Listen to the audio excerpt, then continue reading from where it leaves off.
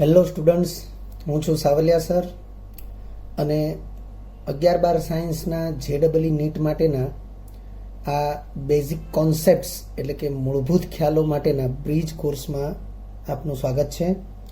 વિદ્યાર્થી મિત્રો, આપણે આ પહેલાં 2 લેક્ચર મળી ચૂક્યા છીએ.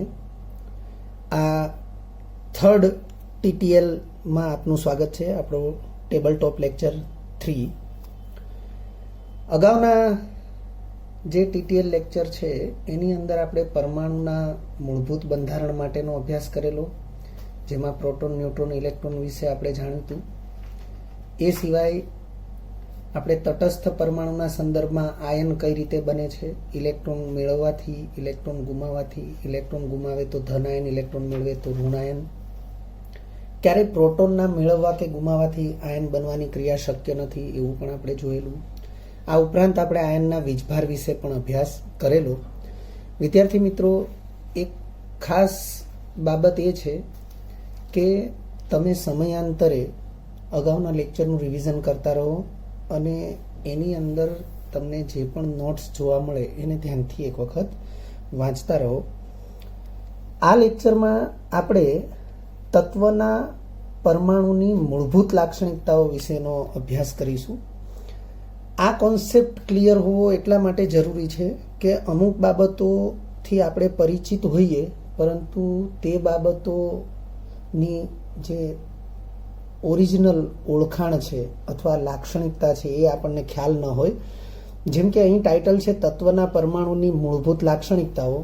તો વિદ્યાર્થી મિત્રો, તત્વના પરમાણુની મૂળભૂત 2 લાક્ષણિકતાઓ છે અને સ્ક્રીન ઉપર તમને દેખાઈ રહ્યું છે મૂળભૂત 2 લાક્ષણિકતાઓ. એમાં પહેલી લાક્ષણિકતા છે પરમાણુ ક્રમાંક, જેનો સિમ્બોલ છે કેપિટલ Z, અને બીજી લાક્ષણિકતા છે પરમાણુ દળાંક, જેનો સિમ્બોલ છે કેપિટલ A. વિદ્યાર્થી મિત્રો, પરમાણુ ક્રમાંક અને પરમાણુ દળાંક આ 2 બાબતો અથવા 2 રાશિ એનાથી આપણે પરિચિત છીએ. આ 2 રાશિ પરમાણુ એટલે કે તત્વના પરમાણુને જ લાગુ પડે છે, પરંતુ તેને તત્વના પરમાણુની મૂળભૂત લાક્ષણિકતાઓ કહે છે. વિદ્યાર્થી મિત્રો, અહીંયા આપણે વ્યાખ્યા નથી લખતા, પણ એની આપણે ઓળખાણ શું છે એ જોઈ રહ્યા છીએ. એ વાસ્તવિક રીતે શું છે? તો વ્યાખ્યાથી તો તમે પરિચિત હોવ જ, અને વ્યાખ્યાની એ બધી બાબતો એ NCERT બોર્ડ લેવલે એવી રીતે તમારે ભણવાનું આવે. અહીં આપણે JEE નીટ લેવલે એના કોન્સેપ્ટને ધ્યાનમાં લઈએ છીએ. પરમાણુ ક્રમાંક Z માટે આપણે એવું કહી શકીએ કે કોઈ પણ તત્વના પરમાણુ કેન્દ્રમાં રહેલા પ્રોટોનની સંખ્યાને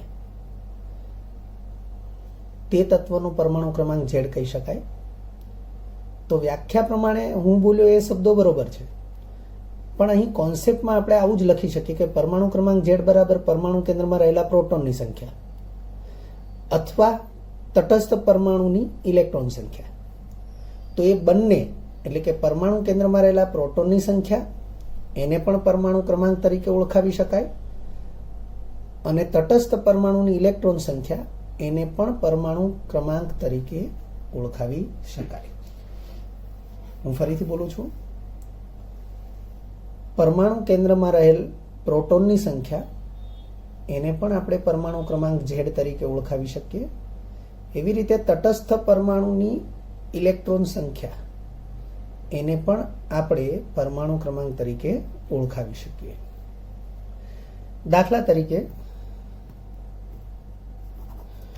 હું કહું કે પરમાણુ ક્રમાંક 11, તો પરમાણુ ક્રમાંક 11 જે તત્વનો હશે એ તત્વના કેન્દ્રમાં પ્રોટોન સંખ્યા 11 હશે.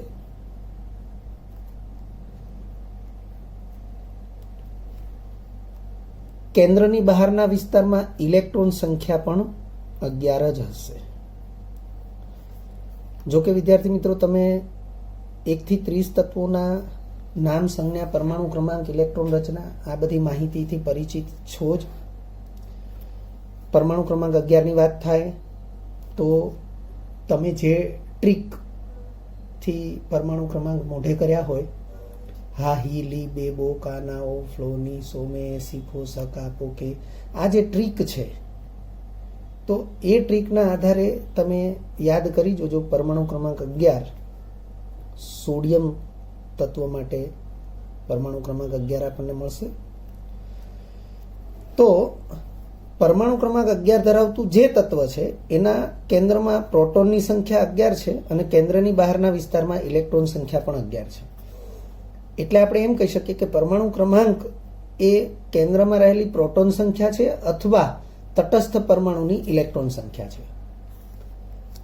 હવે બીજા નંબરે છે પરમાણુ દળાંક એ. તો પરમાણુ દળાંક એ, તો વિદ્યાર્થી મિત્રો પરમાણુ દળાંક વિશે તમે પરિચિત છો જ, પરંતુ આપણે અહીં પરમાણુ દળાંક કોને કહીશું?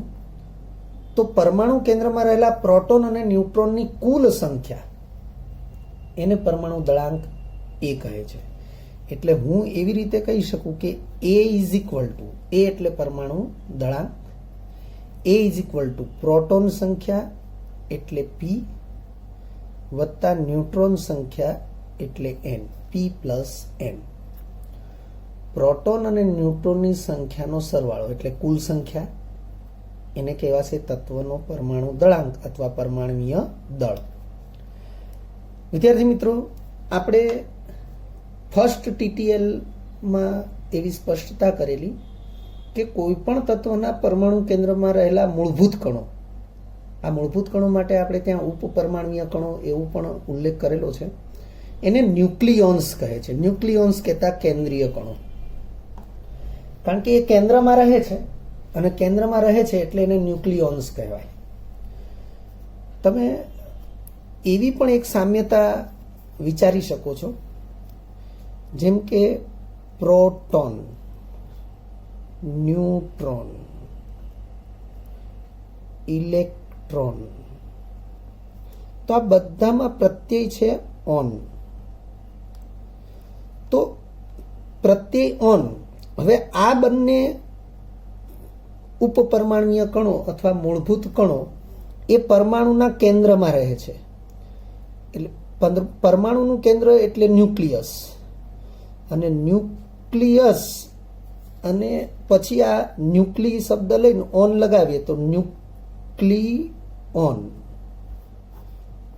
આવું એક સામાન્ય નામ પ્રોટોન અને ન્યુટ્રોન માટે છે. એટલે પરમાણુના કેન્દ્રમાં રહેલા પ્રોટોન અને ન્યુટ્રોન એના માટે એક સામાન્ય નામ છે ન્યુક્લિયોન, બહુવચનમાં ન્યુક્લિયોન્સ.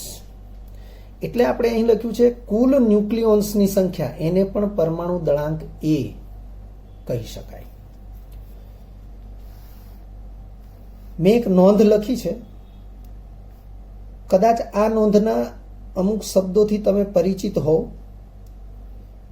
પહેલી નોંધમાં મેં લખ્યું છે સૌ પ્રથમ પરમાણુય દળ શોધવા માટે ભારમાપક પૃથ્થકરણની રીતનો ઉપયોગ થતો હતો. હવે વિદ્યાર્થી મિત્રો, તમે એવું જાણો છો, આવર્ત કોષ્ટક નામથી આપણે પરિચિત છીએ.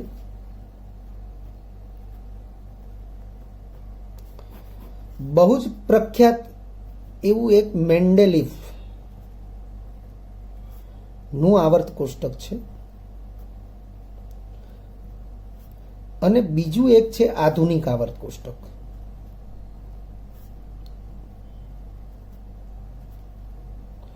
તો વિદ્યાર્થી મિત્રો, મેન્ડેલિફનું આવર્ત કોષ્ટક જે છે, જો તમને યાદ હોય અથવા ખ્યાલ હોય તો મેન્ડેલિફનું આવર્ત કોષ્ટક એ તત્વના પરમાણુય દળાંકને આધારે નક્કી થયેલું છે. મેન્ડેલિફનું આવર્ત કોષ્ટક એ તત્વના પરમાણુય દળાંકને આધારે નક્કી થયેલું છે, જ્યારે આધુનિક આવર્ત કોષ્ટક એ તત્વના પરમાણુય ક્રમાંકને આધારે નક્કી થયેલું છે. તો વિદ્યાર્થી મિત્રો, આધુનિક આવર્ત કોષ્ટક એ પ્રોટોન, ન્યુટ્રોન, ઇલેક્ટ્રોન જેવા જે ઉપપરમાણુય કણો અથવા મૂળભૂત કણોની શોધ થઈ ત્યાર પછી અસ્તિત્વમાં આવેલું આધુનિક આવર્ત કોષ્ટક છે. પણ વૈજ્ઞાનિકો આવા જુદા જુદા તત્વોની ગોઠવણી માટેના પ્રયાસ એ સદીઓથી કરતા જ હતા, અને એ પરમાણુ દળાંકને આધારે કરતા હતા. તો હવે પરમાણુ દળાંકને આધારે એવો પ્રયાસ કરવો હોય તો તત્વના પરમાણુ દળાંક તો શોધવા જ પડે. તો એવી સદીઓ જૂની અથવા સૌ પ્રથમ વપરાતી જે પદ્ધતિ છે પરમાણુ દળાંક એટલે કે પરમાણુય દળ શોધવા માટેની, એ પદ્ધતિનું નામ છે ભારમાપક પૃથ્થકરણની રીત. એટલે સદીઓથી વૈજ્ઞાનિકો ભારમાપક પૃથ્થકરણની રીતનો ઉપયોગ કરી અને પરમાણુય દળ શોધતા હતા. એ પદ્ધતિથી આણ્વીય દળ પણ શોધી શકાતા હતા. પરંતુ આધુનિક સમયમાં એક સાધન છે દ્રવ્યમાન સ્પેક્ટ્રોમીટર, જેને માસ સ્પેક્ટ્રોમીટર પણ કહેવાય. આમ તો એનું શુદ્ધ ગુજરાતી થોડું અટપટું છે, દ્રવ્યમાન વર્ણપટ દર્શક. દ્રવ્યમાન કહેતા માસ, વર્ણપટ કહેતા સ્પેક્ટ્રો અથવા સ્પેક્ટ્રમ, દર્શક એટલે મીટર. આપણે કોઈ પણ પ્રકારનું મીટર હોય, જેમ કે લાઇટ એટલે કે વીજળી એનું મીટર હોય, આપણી બાઇક અથવા કોઈ પણ ગાડી છે એમાં પણ સ્પીડોમીટર હોય, તો એ પ્રમાણેનું મીટર એટલે દર્શક. એટલે દ્રવ્યમાન વર્ણપટ દર્શક પદ્ધતિને દ્રવ્યમાન વર્ણપટ દર્શકી પદ્ધતિ એવું કહેવાય. પણ આપણે એને આવા અટપટા નામથી યાદ નહીં રાખીએ. દ્રવ્યમાન સ્પેક્ટ્રોમીટર છે એને માસ સ્પેક્ટ્રોમીટર પણ કહી શકાય. એવું એક સાધન છે. એવું આધુનિક સમયમાં દ્રવ્યમાન સ્પેક્ટ્રોમીટર અથવા માસ સ્પેક્ટ્રોમીટર નામના સાધન વડે પરમાણુય દળ નક્કી થાય છે. અને એ જે પરમાણુય દળ છે એ AMU એકમમાં નક્કી થાય છે, એટમિક માસ યુનિટ. અને એને આધુનિક સમયમાં યુનિફાઈડ માસ એટલે ફક્ત યુ તરીકે પણ ઓળખવામાં આવે છે. બીજા નંબરે છે તત્વના પરમાણુ કેન્દ્રમાં પ્રોટોન અને ન્યુટ્રોન સંખ્યા સમાન હોય તેવું જરૂરી નથી. વિદ્યાર્થી મિત્રો, આ જે બીજી નોંધ છે, બીજા નંબરની નોંધ, એના માટે હું એક ખુલાસો તમને ખાસ કરવા માંગીશ કે પરમાણુ ક્રમાંક 1 થી 20 સુધી, હવે પરમાણુ ક્રમાંક 1 થી 20 સુધીની વાત કરીએ એટલે હાઇડ્રોજનથી કેલ્શિયમ થશે.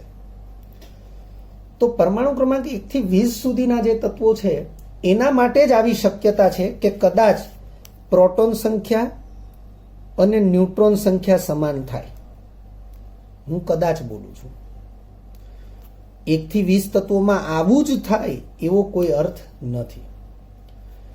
પરંતુ 20 પછીના તત્વો એટલે કે પરમાણુ ક્રમાંક 21 અને તેનાથી વધારે, તો 20 પછીના તત્વો છે એના માટે ફરજિયાત આવું છે કે ન્યુટ્રોન સંખ્યા એ પ્રોટોન સંખ્યા કરતાં વધારે જ હોય.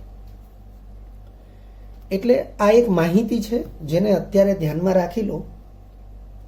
આજના લેક્ચરમાં તમને પરમાણુય દળાંક માટે અહીં જે બાબત લખેલી છે એના આધારે તમને જેટલા પણ પરમાણુય દળાંક આવડતા હોય એમાં તમે આ બાબતને ચેક કરી શકો છો, તપાસી શકો છો.